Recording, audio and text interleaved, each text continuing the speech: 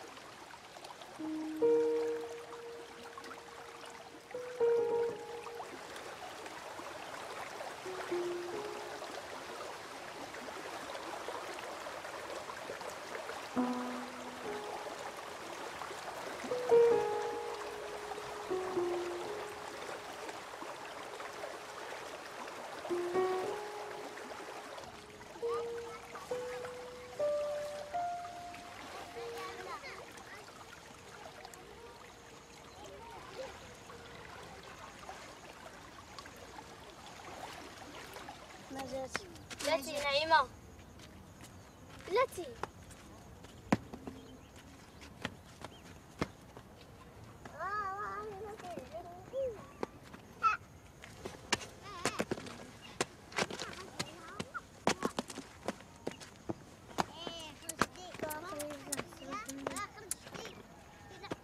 شكون اللي قال لك غير هذا؟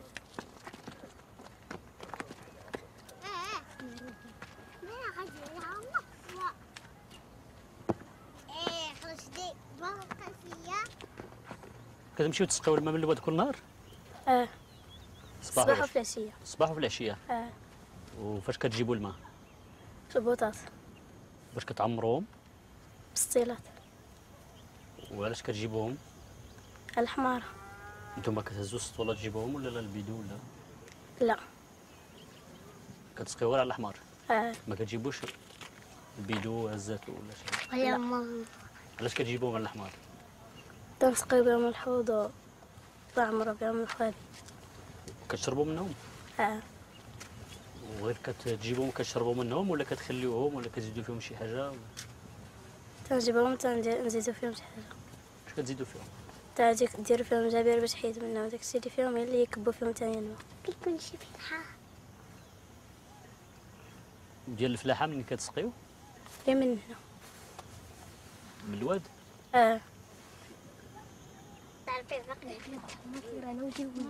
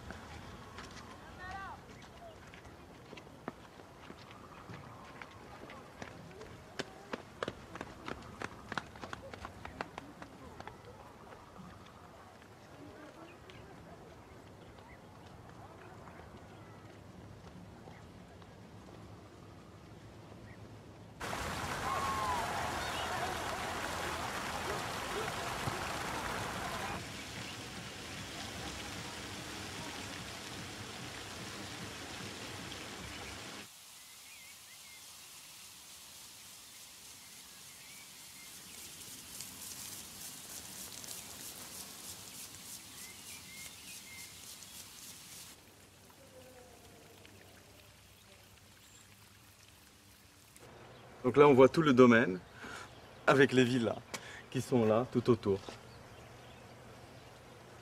Le domaine comprend 18 villas, 14 villas de 4 chambres et 4 villas de 5 chambres, plus l'hôtel et le spa. Voilà. Ouais, il y a le spa qui est ici. C'est un endroit, il y a une petite piscine couverte, il y a des salles de massage, hammam, sauna et tout le reste. Et avant que vous vous installiez, le terrain était aussi désertique que là-bas derrière? Exactement, il y avait quelques palmiers et des oliviers ici. Tous les plus grands palmiers, ils existaient, et plus quelques oliviers, quelques figuiers. C'était des terrains cultivés Ouais, c'était ici. quand même une petite ferme. Est-ce qu'on peut parler de sécheresse sur les dernières années ici à Marrakech? Oui, sur les 15 dernières années, on peut parler de sécheresse. C'est pas un secret, c'est les statistiques. On a eu des baisses de pluviométrie assez sérieuses ces dernières années. D'ailleurs, on le voit par l'approfondissement des puits, par la désertification relative de certaines régions et aussi par l'accroissement de la population urbaine, par la désertification aussi de la population des communes rurales vers les sites urbains. Est-ce que le tourisme souffre de cette sécheresse ou est épargné? Non, mais il faut que effectivement, sur les 15-20 dernières années, il y a effectivement une sécheresse qui est présente. Mais heureusement, je crois que l'hiver 2005-2006 a été très pluvieux, comparé même à la norme. Donc, ça a un peu, je pense, rétabli les nappes phréatiques. Alors bon, on voit la différence entre un terrain non, disons, entre guillemets, urbanisé et un terrain urbanisé.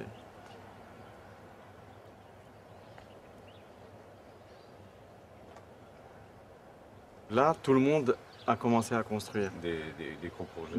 Des grosses unités hôtelières avec les projets de promoteurs français, les promoteurs anglais. On a des promoteurs italiens et des sociétés multinationales qui s'installent sur la place.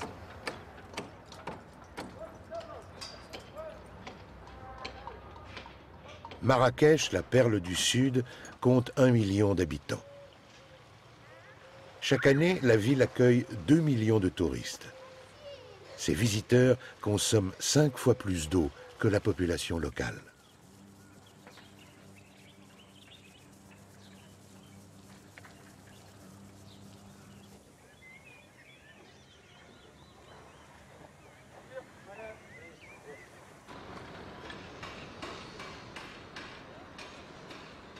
Aujourd'hui, l'eau est gérée par les pouvoirs publics. C'est la régie municipale qui en assure la distribution. Mais confrontée à une demande croissante, la ville se prépare à concéder la gestion de l'eau à une société privée.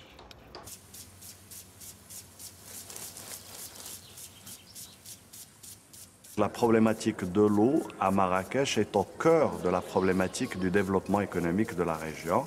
Nous pensons que la capacité actuelle, la capacité litière de Marrakech va être doublée dans les 2 années à venir. Donc tout l'enjeu pour nous est de maîtriser cette dynamique en termes de quiétude, en termes de sécurité et en termes de préservation des ressources naturelles.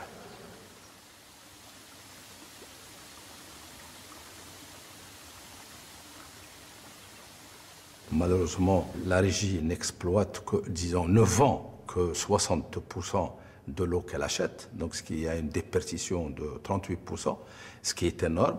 Ça veut dire qu'il faudrait absolument changer les conduites d'eau et essayer de rationaliser justement cette vente de l'eau. Donc ce qui fait qu'on sera obligé de passer par une concession à une société autre que la régie.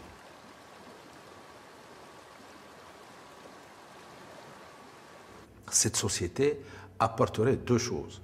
La première chose, elle apporterait l'argent nécessaire pour mettre à niveau la ville de Marrakech en matière d'électricité, d'eau et d'égout. Et deuxième chose, elle apporterait peut-être sa technicité pour la gestion d'une opération pareille.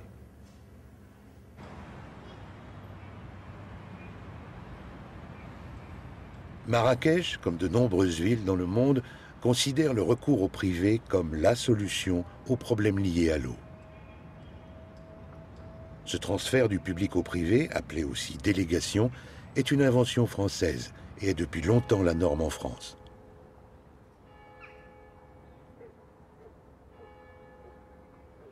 La petite ville de Neufchâteau fait figure d'exception dans le paysage français de l'eau dominé par le privé. En 2001, le maire a rompu le contrat qui liait sa commune à la société délégataire, la Générale des Eaux. Un acte pionnier, un acte de résistance quand on sait que les entreprises privées qui gèrent l'eau en France sont aussi les leaders mondiaux du secteur. Comment accepter que lorsque je les quitte, première année, je baisse le prix de mes tubes d'1 euro et je fais 7 millions de travaux. Entre parenthèses, c'était pas fait. Mais comment ai-je été aussi stupide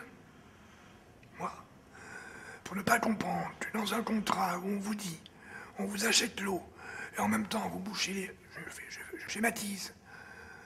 Je vous achète l'eau, et en même temps vous êtes chargé de boucher les fuites. Mais enfin, le piège, il est là. Je me dis quelquefois, ont-ils vraiment intérêt à boucher les fuites puisque je leur paye l'eau? C'est un peu primaire, j'en conviens. Mais enfin, c'est comme la base de nos affaires.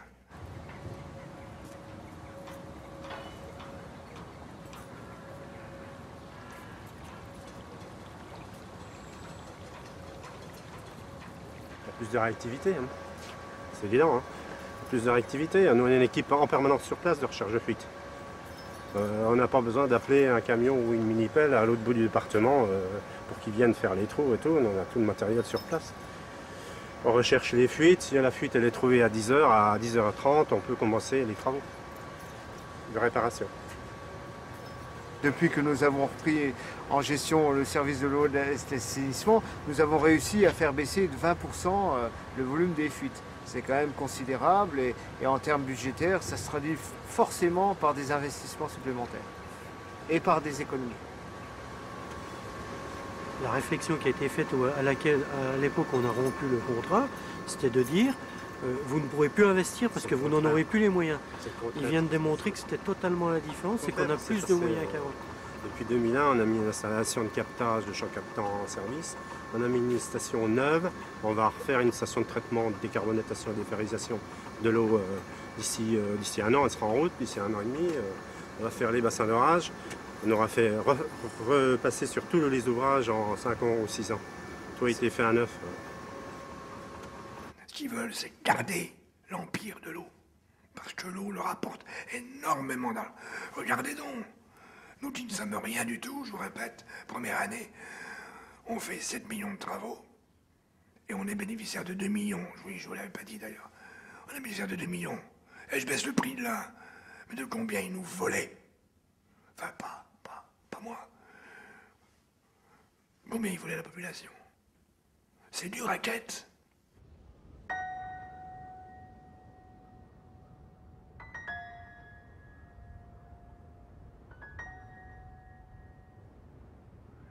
Je crois que pour comprendre le mécanisme de ce qu'on appelle aujourd'hui le partenariat public-privé, il faut remonter au milieu du XIXe siècle, où là, la Compagnie Générale des Eaux, qui a été la première société qui a été créée par décret de Napoléon III en 1853, elle a été créée parce que, quelque temps avant, la révolution industrielle commençant, des banquiers et des hydrauliciens ont commencé à chercher un moyen technique pour apporter de l'eau de la rivière jusque dans les immeubles qui allaient se construire quelques années plus tard. On allait entasser les ouvriers qui allaient travailler donc dans les industries, les manufactures qui s'installaient à la périphérie de la ville de Paris. Et c'est vrai aussi dans d'autres grandes villes de France. Et pour ce faire, comme les maires, depuis la Révolution française de 1789, avaient la responsabilité de la gestion de l'eau, il fallait nouer une relation. Cette relation, ça a été le contrat de concession à l'époque d'une durée de 99 ans, aujourd'hui d'une durée démocratique de 12 à 30 ans en France. Au niveau international, c'est 30 à 50 ans. Quand je dis démocratique, j'ironise, puisqu'évidemment, celui qui signe le contrat, en général, il est mort 2 fois avant de voir la fin du contrat. Pour dire donc la démocratie est assez étonnante. Et enfin, c'était le système du retour sur investissement qui a été trouvé en France par non pas que l'eau soit payée par les impôts des contribuables, qui aurait été plus juste, comme l'éducation, comme la santé, comme la police, etc. Non, on a choisi la facture. Il ne faut pas reproduire dans les autres pays l'erreur qu'on a fait en France.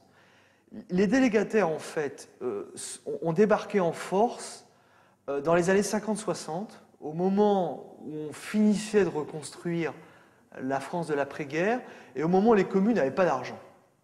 En fait, ce qui s'est passé, c'est que les communes n'avaient pas d'argent pour investir dans le service de l'eau comme dans le reste, enfin dans la médiathèque, le stade de foot, etc. Et en fait, les délégataires ont séduit les maires en disant, écoutez, ne vous occupez de rien, nous on amène la mise de départ, l'investissement qui va vous permettre de tirer un tuyau, de développer le réseau pour pouvoir développer votre ville ou votre village. Et après, on vous le fait payer, on le fait payer dans la facture d'eau chaque année. Et nous, donc, ce qu'on amène, c'est une mise de départ. C'est 100 millions de francs d'un coup, 100 millions d'euros d'un coup, enfin à l'époque 100 millions de francs d'un coup. Et évidemment, les municipalités grandes ou petites des années 50 de la France qui étaient en train de se reconstruire préféraient que la mise de départ, ce soit le secteur privé qui l'amène. Sachant qu'après, en fait, les usagers et les citoyens l'ont payé très cher sur la facture d'eau.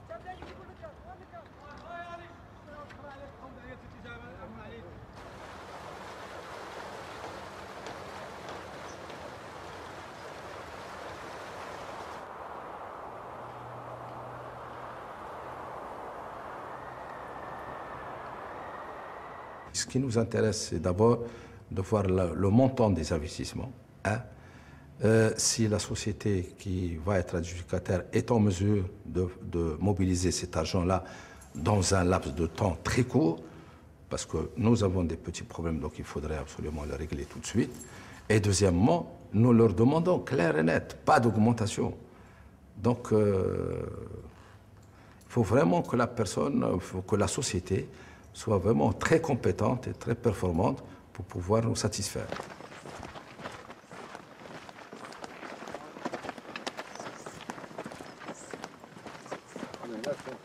يلا يلا يلا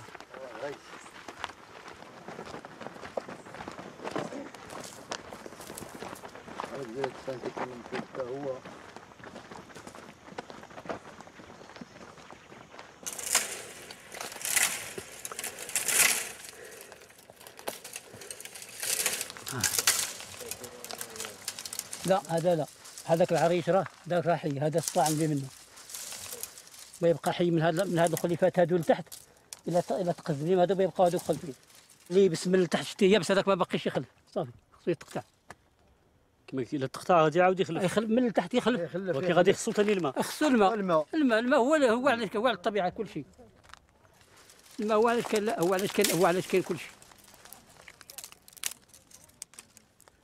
المشكل ديال الجفاف مستمر هكا يعني بالنسبه حتى للجنات دابا اللي في حاله جيده واش حتى هما يطرى لهم بحالهم بالمناسبه هذه بحال هذه الحراره اللي دازت هذه الايامات هي اللي تهلك الزيتون الا ما لقى الماء مشى في حالته لانه الارض دابا من التحت جفات داك الندى اللي كان تيعاون الماء اللي سقي من الفوق هبط بزاف لتحت لانه الماء في الارض بعد ولا على 60 متر كان الماء غير على 15 14 دابا ولا على 60 70 متر عاد تلقى الماء عاد تشهر وتطلع الماء الا بغيتي دير شي حاجه هذه 70 متر غير يلاه تلحقها من الارض الماء اللي عنده الجهد راه داير الموتور ديالو تيورد الغاز ديالو راه لاباس فيه اللي ما عنده جهد مسكين تيشوف فيه الا كان الماء تيورد ما كان الماء تيخليها قاعد بالعطش.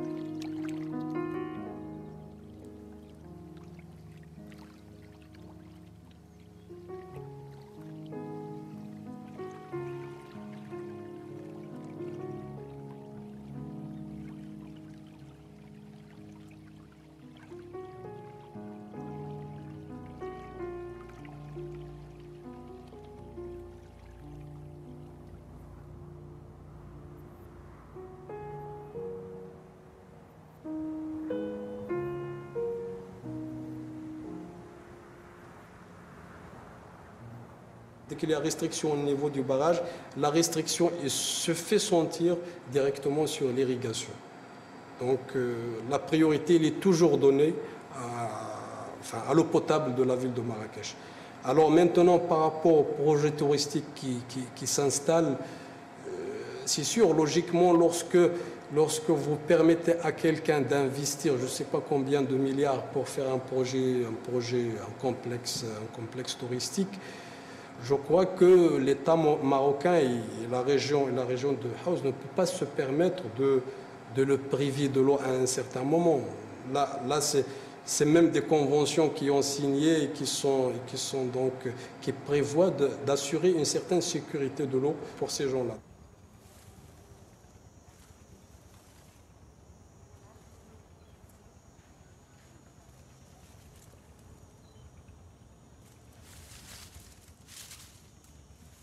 عاد ما تيرخيو لينا الماء من الشهر حتى للشهر، عاد تيرخيو لينا الماء انت الزيتون كله هو تكمش هانت. لا عطيتو كملت ليه الحراره داكشي اللي خصو صافي. على شحال كتسقيو؟ على الشهر دابا من الشهر حتى للشهر. قبضنا الماء في شهر 8 شهر 9 هو دخل دابا اليوم فيه 7 ايام. هو مازال ما قبضنا الماء، ما غادي نقبضوا فيه الماء حتى نهار 10 في الشهر. وشحال خاصو ديال شحال مسقيه في الشهر اللي خاصها الزيتون؟ خاصو جوج بعدا والقل من 15 يوم ل 15 يوم. وعلاش ما كيعطيوكم الباجوج ديال المرات؟ ما يبغى يعطيو، تيقول لك صافي داكشي اللي عندك تيعطيوك داكشي اللي كاين القدر ديالك وصافي.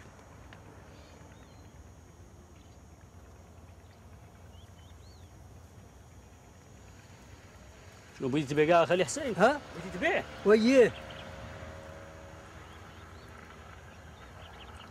انا نبيعو لشي واحد جنابي ولا نبيعو لهادو هنايا كاع اللي بغا يدير فيه شي مشروع نبيعو ليه وصافي.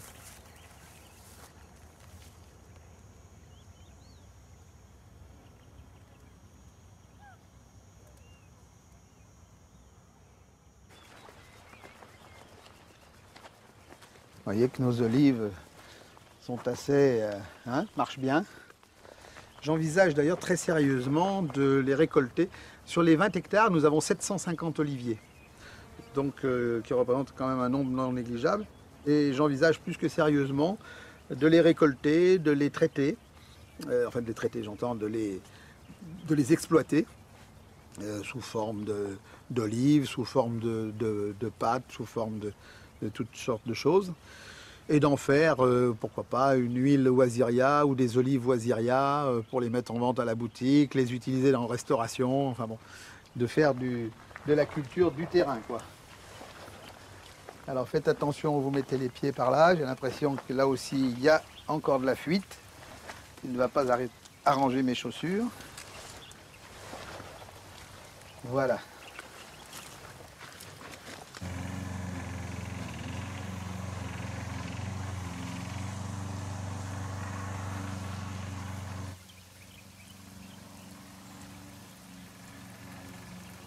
Depuis l'ouverture, on utilise 3 puits différents, qui sont tous les 3 sur le terrain. La profondeur va entre 80 et 120 mètres, chacun des puits n'ayant pas la même profondeur. Ces puits sont interconnectés entre eux, c'est-à-dire qu'en fait, on ne sait pas exactement lequel on utilise. Si un puits devait être un peu moins productif, c'est l'autre qui le remplacerait, donc nous ne manquons jamais d'eau.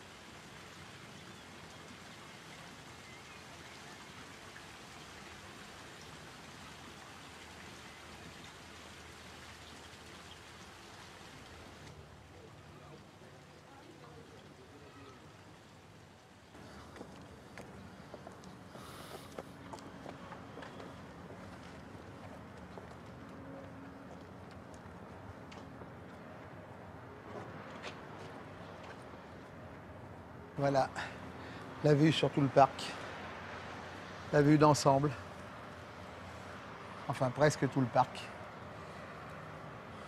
On a quand même tellement de grands arbres qu'il est difficile d'avoir une vue absolument générale. Est-ce que vous ne craignez pas qu'un jour, la nappe soit vide et que le tourisme s'effondre? Là, je vais juste répondre pour ce que j'en sais. Je ne suis pas du tout un spécialiste de l'eau. Je n'ai aucune idée de ce que représente la nappe phréatique. Je n'ai aucune idée de son épaisseur, en tout cas de son volume. Donc ça, je ne sais pas. Je ne sais pas. Bien sûr qu'on peut le craindre, hein, ça c'est absolument évident.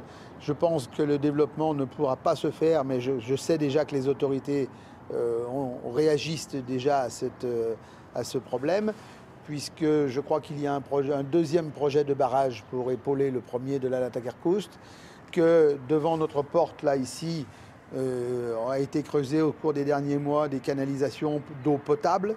Ça veut dire que les autorités aujourd'hui ne se contentent pas ou ne vont pas laisser se développer la construction de puits de façon anarchique. Pour l'instant, il n'y avait pas d'autre réponse, on l'a laissé faire. mais je pense qu'on va sûrement être amené soit à l'interdire, soit à le réglementer de façon importante, soit à le faire payer très cher.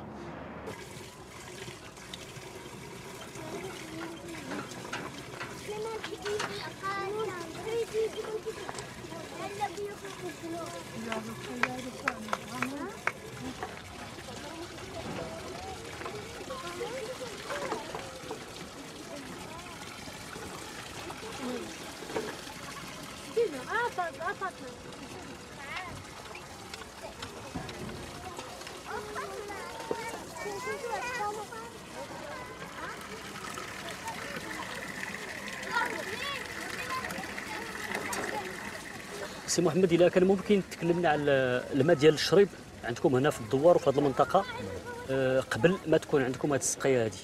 كانت هاد العين دايزة بالماء، منها الناس يشربوا منها الناس يوصلوا منها. النهار اللي مات هاد العين عندنا قررنا باش نديرو بير باش نحفروه.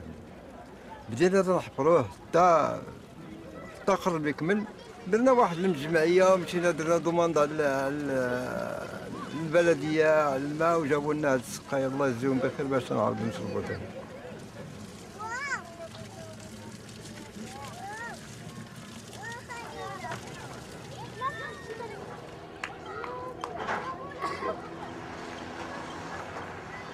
كيفاش كيتم التسيير ديالها؟ واش كتخلصوا فيها شي شويه او لا؟ لا بالنسبة حاليا ما تنخلصوش شي.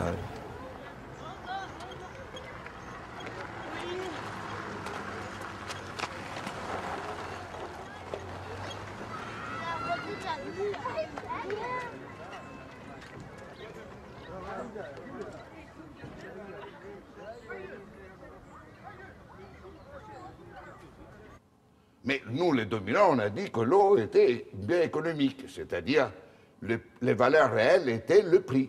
Et on a commencé à développer des choses très intéressantes. On a dit, au fond, l'accès à l'eau, c'est un besoin.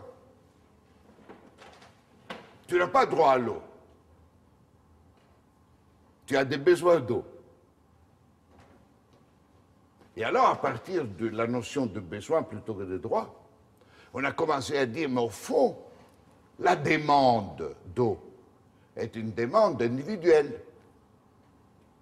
Ce n'est pas une demande collective. C'est la notion fondamentale de toute théorie capitalistique. L'économie capitaliste de marché se base sur le postulat qu'il y a des biens et des services qui sont objets de demandes individuelles.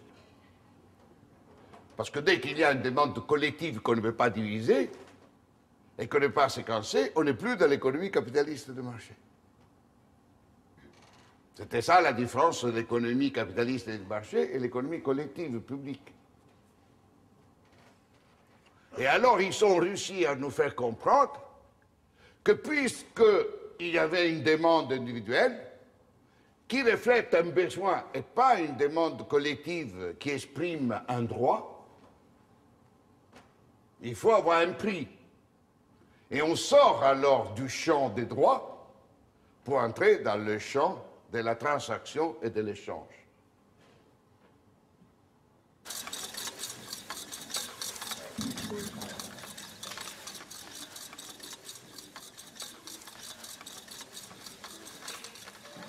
L'eau est indispensable à la vie. Mais pour les sociétés privées, elle est une marchandise qui doit rapporter. Actuellement, 2 firmes françaises dominent le marché de l'eau. Veolia, ex-général des eaux, et Suez, qui a racheté la Lyonnaise des eaux. Veolia et Suez sont présentes dans la plupart des pays du monde.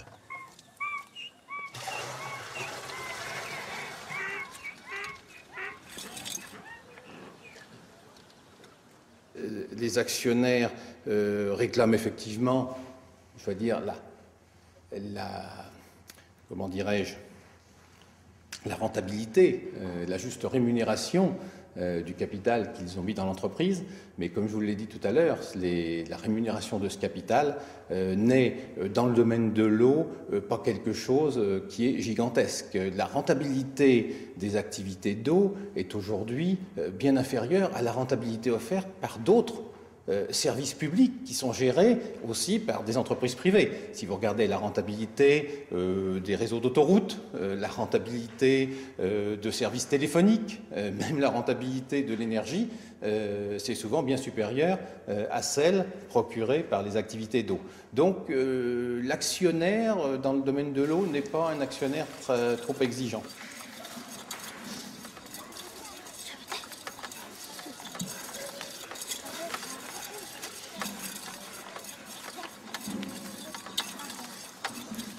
Est-ce que pour vous, il y a une certaine tranche morale, un certain pourcentage de bénéfice moral? Dans la gestion des entreprises, je ne sais pas trop ce que signifie le mot moral. Je vois ce que veut dire l'éthique. Et l'entreprise doit se comporter d'une manière éthique. Et chez Suez Environnement, nous y portons une grande attention, puisque nous avons dans ce domaine des codes que nous entendons voir respectés par l'ensemble de nos partenaires et l'ensemble de l'entreprise. La morale en économie, qu'est-ce que c'est? Bon, il y a aujourd'hui pratiqué, je dirais, dans la plus grande partie des pays, une économie de marché qui a fait la preuve qu'à condition qu'elle soit régulée sur certains aspects, c'est ce qu'on appelle généralement l'économie sociale de marché, est encore ce qu'on a trouvé de mieux pour arriver à réguler le jeu des entreprises. Et pour que cette économie sociale de marché puisse fonctionner, l'essentiel est qu'existe la libre concurrence entre les opérateurs. Et c'est cette libre concurrence entre les différents acteurs économiques, entre les différentes entreprises qui produisent des biens et des services, c'est cette libre concurrence qui permet d'obtenir le juste prix pour ces produits et ces services. Donc ce dont il faut s'assurer, c'est du fonctionnement équilibré de cette libre concurrence pour que le système économique actuellement en place dans la plupart des pays du monde puisse vraiment fonctionner. Donc sur les grandes agglomérations urbaines, là où, grâce aux économies de densité, les possibilités de surfacturation sont les plus importantes, il y a deux entreprises, Veolia et Suez. Intuitivement, on comprend que ça fait quand même très peu de concurrence. On comprend que le risque d'entente est quand même très important quand on est deux sur un marché. Mais on a même parfois des situations extraordinairement atypiques. À Paris, vous avez la rive droite, c'est Veolia, la rive gauche, c'est Suez. Donc là, il n'y a pas de concurrence du tout. À Marseille ou à Lille, ils ont en fait créé une société commune où ils avaient chacun 50% des parts. Donc là encore, il y a zéro concurrence.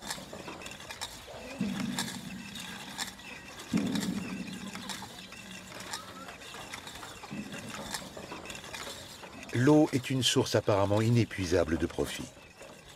Au fil des ans, la Générale et la Lyonnaise ont investi des sommes considérables dans d'autres secteurs très éloignés. Téléphonie, médias, cinéma, avec le rachat emblématique des studios Universal à Hollywood.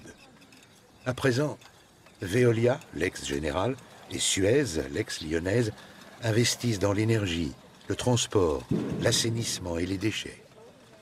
Faire la part de la rentabilité de l'eau dans ces conglomérats s'avère impossible. Les bénéfices de l'eau restent opaques. Ils sont noyés dans l'ensemble de leurs activités.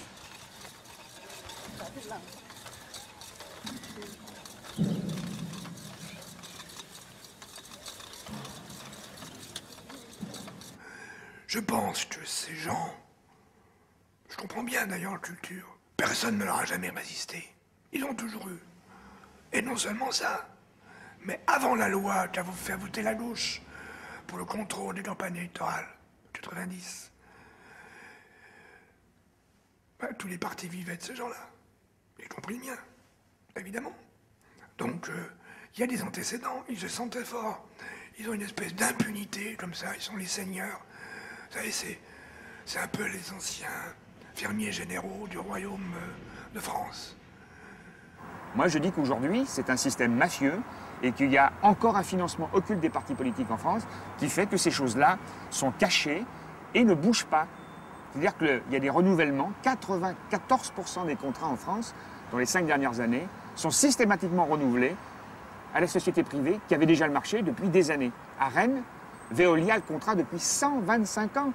Et bien, ils en ont pris pour 10 ans. C'est quand même invraisemblable. Les histoires d'amour entre les hommes et les femmes, la fidélité a diminué. Mais dans l'eau, on dirait que c'est l'inverse. Alors c'est touchant. Mais moi, je voudrais savoir les causes réelles de cet amour.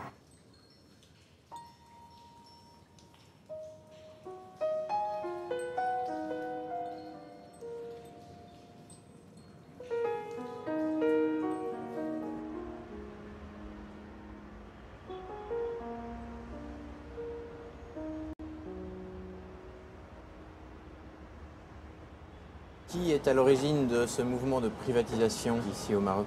L'origine, c'est l'origine internationale, c'est la libéralisation, c'est la mondialisation, c'est l'OMC, c'est la signature des accords du GATT, et c'est l'intervention du Fonds monétaire international, de la Banque mondiale, de l'Union européenne, toute l'approche libéralisation des services à l'international, et puis évidemment l'approche politique qui est celle des relations entre le Maroc et la France.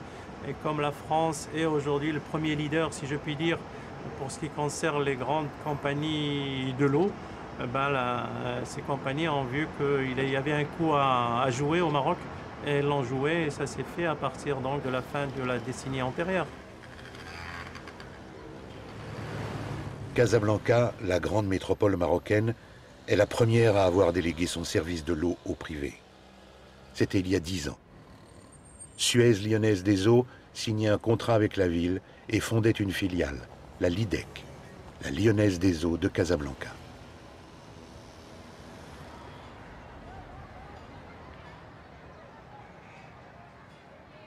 أنا عندي الماء ونني في القصة ديال الأراض كنا كنخلصوا شكل لا ماشي وفي القصة ديال ليدك في الوقيته ديال ليدك ولينا كنخلصوا أضعاف ديال الأراض الدوبل ديال الأراض ولينا كنخلصوه في الوقيته ديال ليدك وحتى بالنسبة الضوء كنا كنخلصوا شكل وعاوتاني ملي جات ليدك ولينا كنخلصوا شكل خور الدوبل ديال داكشي اللي كنا كنخلصوا غير ملي دخلت ليدك. يعني ما تشوفي حتى شي حاجه مزيانه في ليدك ولا عندهم شي حاجه اللي ما عندهم حتى حاجه مزيانه حتى حاجه ما كتبان ليا فيهم مزيانه لان ملي كيدخل الشهر كتبقاي تفكري غير في هذوك الفلوس اللي غتحطيهم للضوء والماء هما فاش كتبقاي تفكري. On travaille énormément dans les écoles. Énormément. Et on donne aux enfants la notion de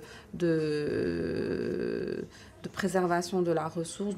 On explique l'eau du monde à chez moi, on explique le cycle de l'eau, on explique tous les éléments. Donc le prix de mon eau, vous avez un certain nombre d'éléments, l'eau est mon littoral, etc., le cycle de l'eau, et puis l'eau est ma maison, et surtout l'eau à ne jamais gaspiller.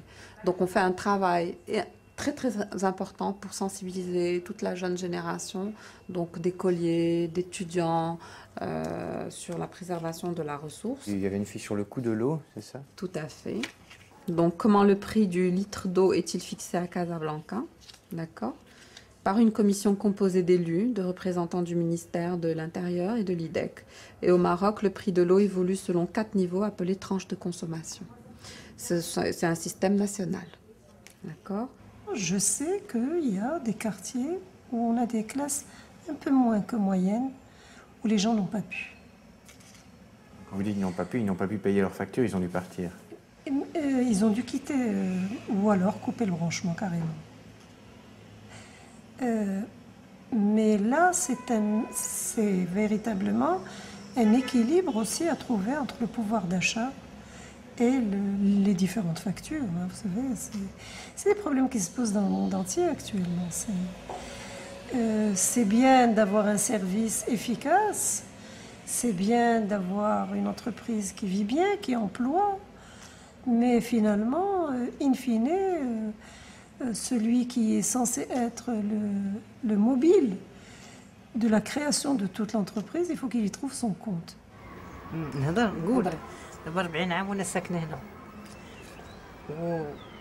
وركبني معايا عمري ما دخلت الماء وما عمرك ما بغيتي تفكري تدخلي الماء غالي ما نقدرش ما عنديش الاستطاعه ديالي باش غادي ندخل الماء غالي عليا شحال مره كتمشي للعوينه 4 5 المرات في النهار 4 5 المرات في النهار والاكثريه النهار اللي كتبغي تصبني هو الصابون خلاص كثر البرامل وكيفاش كديري تمشي للعوينه كيفاش كنزل الباص كنمشي ما عندكش شي كروسه كاين كروسه كندير كروسه هذه الكبيره هذه كنسقي فيها نهار الصابون من نهار اللي ما يكونش الصابون عمرها لي داك جات دوات معاك شكون لا ما عمرها جات عندي ما عمرها جات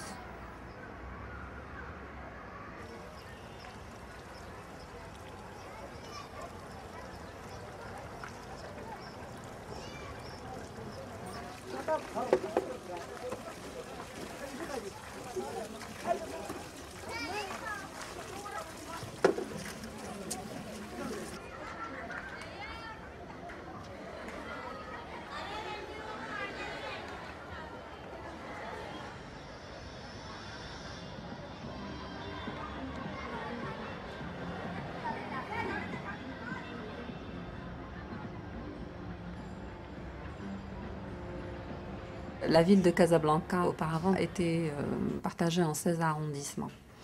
Et donc aujourd'hui, depuis qu'elle est unifiée, il y a une vraie volonté de la part, je pense, des élus, que de supprimer toutes les bornes fontaines puisqu'elles sont à la charge de la ville. Et donc c'est une ponction sur leur budget qui pourrait être utilisée à autre chose, d'autant plus que les ménages ont le service à domicile. Et donc maintenant, il y a une vraie volonté politique de supprimer les bornes fontaines au niveau de l'ensemble des quartiers où elles existent encore alors que le service est là, à domicile. Ils ne peuvent pas se contenter d'avoir un périmètre de personnes branchées avec un compteur et où ils peuvent venir récupérer le montant de la facture mensuelle. Il me semble que c'est pas jouable dans nos pays. Alors, de là à dire qu'ils sont responsables de la pauvreté du pays, non plus. Mais je pense que chaque opérateur privé qui intervient peut, dans le cadre de son périmètre d'intervention, intégrer une frange de la population pauvre et jouer sur l'équilibre financier de manière à ce que les clivages ne se creusent pas davantage.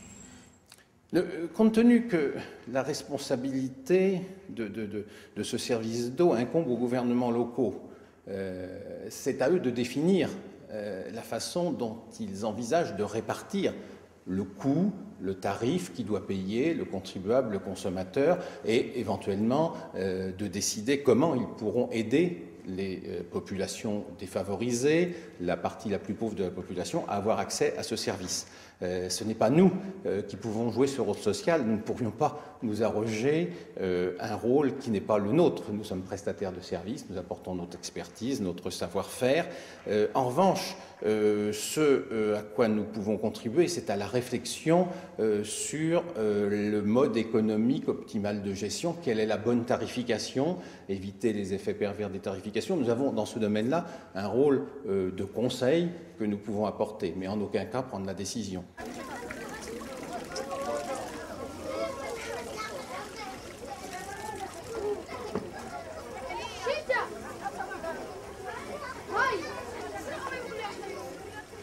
L'eau étant par ailleurs un bien commun et un bien naturel et un monopole public, et étant par ailleurs un bien rare, il est inadmissible qu'on puisse dégager des bénéfices sur l'eau et que ces bénéfices puissent aller vers d'autres secteurs. La valeur ajoutée, s'il y a une valeur ajoutée à partir de l'eau, doit revenir à l'eau pour améliorer la qualité des branchements, pour améliorer la qualité de l'eau, pour augmenter le nombre de personnes qui ont accès à l'eau. Or cela, une entreprise privée, aussi bien nationale qu'étrangère, je ne fais pas la distinction, n'est pas en mesure et n'a pas la volonté, et ça n'est pas son objectif, n'a pas la volonté d'y arriver.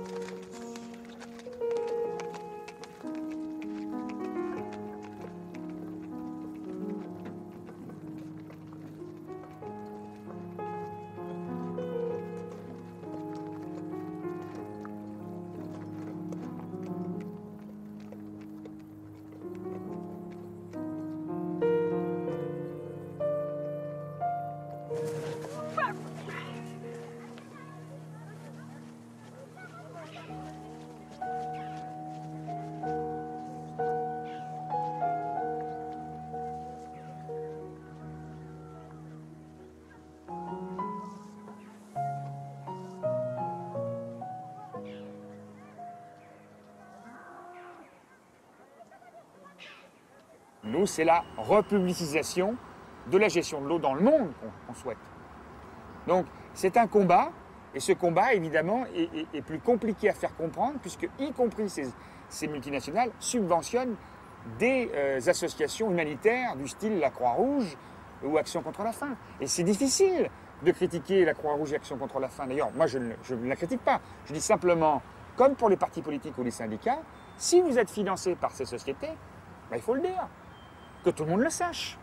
On ne trompe personne. Or, le problème, c'est que dans ce domaine-là, les associations humanitaires ne peuvent pas trop dire qu'ils sont financés par des entreprises qui sont intéressées derrière au fait que ces entreprises puissent, grâce à ces ONG qui sont présentes dans les pays du Sud, avoir des marchés dans ces pays du Sud.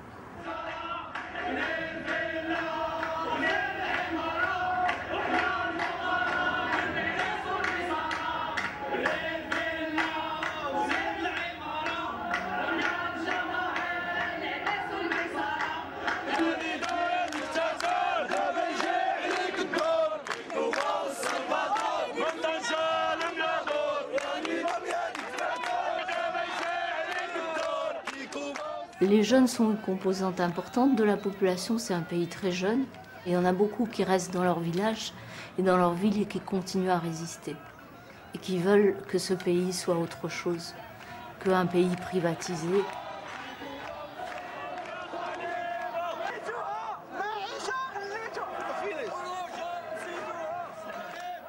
Les gens qui résistent, qui luttent, n'étaient pas préparés à ce genre de choses.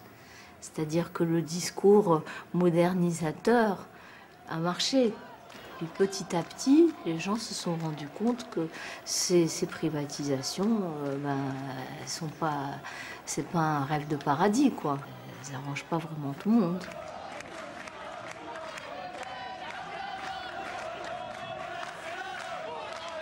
Et ils sont très conscients aussi de ce qui se passe dans le monde, parce que quand on voit, bon, sans comparaison extrême, mais une lutte comme en Bolivie contre la privatisation de l'eau de Cochabamba, elle a été très connue ici.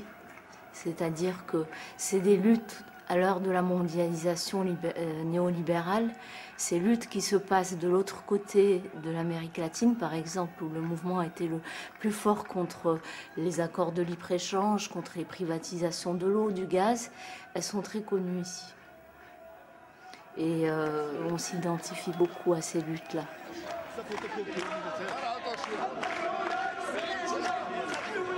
Mais je pense, moi, je crois sincèrement que la force aujourd'hui, c'est de faire passer des images, de faire passer des luttes, que les gens qui sont dans le Nord voient que dans le Sud, eh ben, on se bagarre sur la même chose et qu'on dit la même chose.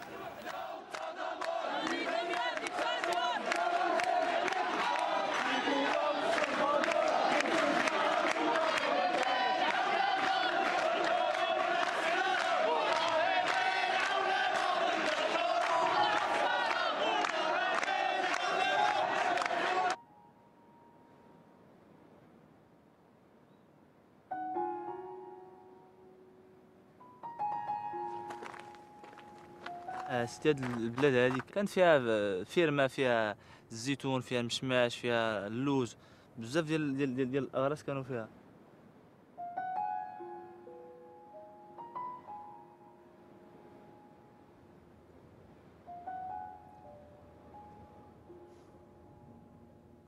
اثر عليه الجفاف، ما بقاش ما عندها لا بير لا والو، ما بقاش الناس ما لقاوش باش يحفروا الماده، باش يحفروا يديروا لها بير باش يعاودوا يخليو تبقى السيره غدا هي هذيك. تاثروا مثلوا الدينا حتى في حوايجهم، حتى في شغلهم هما فلاحتهم وداك الشيء. ياك اثر عليها جفاف، وهذا تشوف كي ولات صحراء قاحله، ولات ما فيها لا ربيع ولا والو.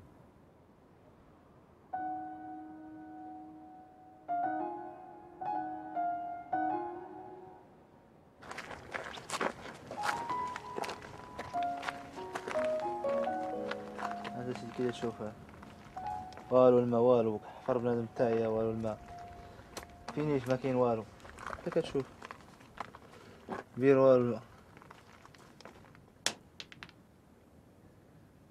سي فيني.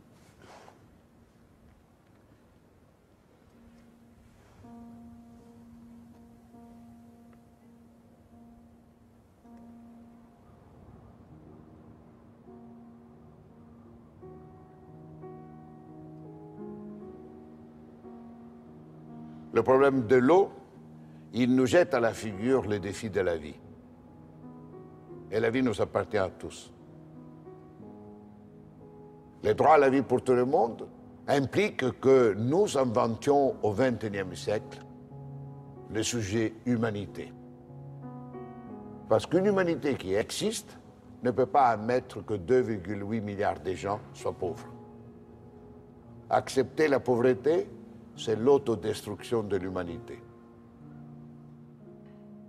L'enjeu de la vie, c'est justement de comment créer une humanité qui rend illégale la pauvreté et qui donc rendrait illégale l'absence d'accès à l'eau potable.